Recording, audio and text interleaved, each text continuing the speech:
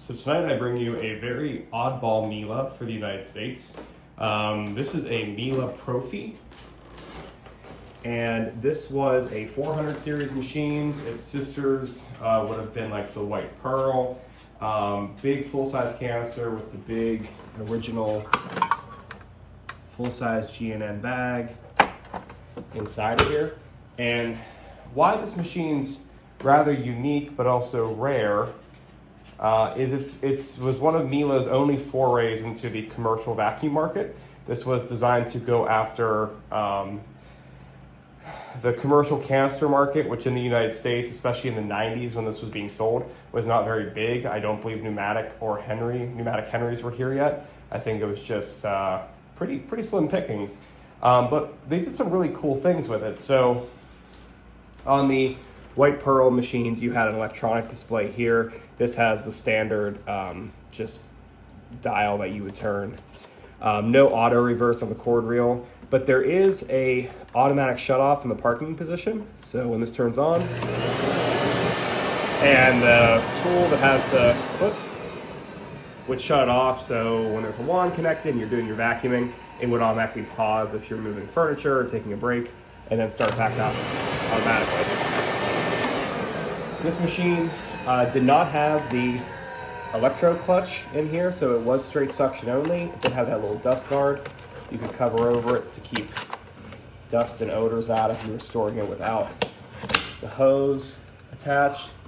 And it does look like there was a electrical pigtail here. So if you did want to use an electric hose, it would have been a pigtail style hose, which is really cool. And this is an example that I got from a store that I took over about 2.5 years ago. They were a Miele dealer starting in the early 90s, and they sold actually a good number of these. And the cool thing is this one's in pretty good shape. It actually, instead of it being metallic painted like the White Pearl, it has a matte green finish.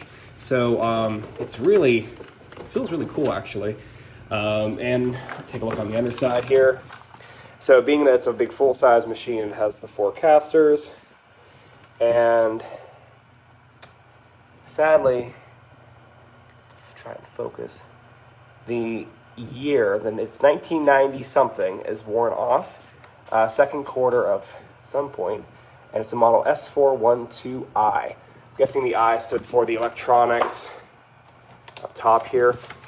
And I have the brochure, sadly not at my house with me, but it came standard with the combo tool you got at the time, which I actually really like these. It's pretty slick. This one's in really good shape. It came with my White Pearl, and it had the non-electric hose with this double swivel joint up here, which when you start using it, it's actually really kind of nice. It takes a lot of strain off your wrist, really comfortable. But instead of, where most of the machines at that time had a telescopic wand, this had a 2-piece stainless steel wand for durability. And on the lower wand here, there was either arrows to line it up straight, or there is the click lock. I just can't take this off with one hand. Now the really unique thing was this floor brush that Miele got to go with it. So this is about 14 inches wide, but it's cast metal with plastic uppers, so it doesn't gouge out furniture. And if you flip it over, it is just 2 gigantic thread catchers on the underside here. So they still, I believe Wessel still makes this tool. You can get it with squeegees or brushes for the commercial floor care market. And you'll notice this is definitely for like 1.5 inch wand, but they have, they just put little nubs in there to reduce it downward. And there is a little dial here in the back that adjusts how high up these sit. So you can change, adjust these. So it's pretty cool. If you notice this is in really good shape, it's because while we were cleaning out the store I took over, I was cleaning out a box, had nothing else Miele in it except for just one of these tools up on a high shelf, and I've used it maybe twice. So that's why it's in such good shape.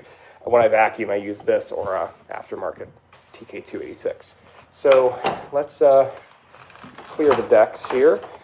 These things are kind of insanely big.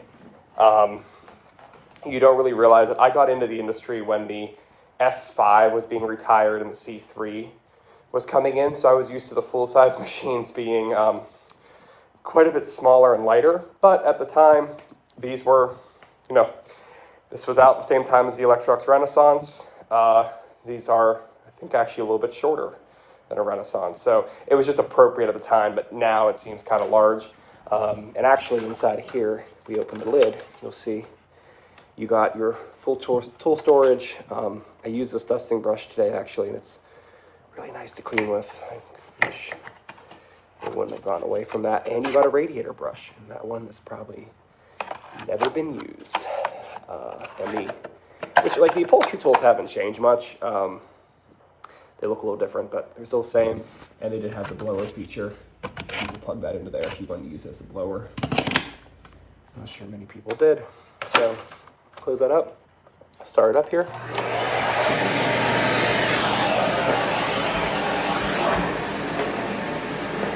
For being turned all the way up, this actually glides really nicely across this carpet and really easy to push. It does clean. That's the thing, is like it kind of leaves nice marks on the carpet. It does a really good job for being suction over. It's also rather heavy because, like I say, it's cast metal. So you can see, does a good job. I just struck on a turbo brush, so pretty clean to begin with. But the idea was you could then just go on the band floors with it and not have to change anything. Being that this was really pretty much purchased by Miele from Wessel, really only for this machine. There is no parking position on here. You know, that combo tool was sold, sold millions of them around the world with the, all types of Miele machines. That was really only a commercial head. So, like I said, this is what I know about the Profi. It's a really cool machine. I'm really honored to have it in my collection. If you know anything more about it, or if you bought one new or anything like that, please feel free to comment and reach out. And I hope you enjoyed the video.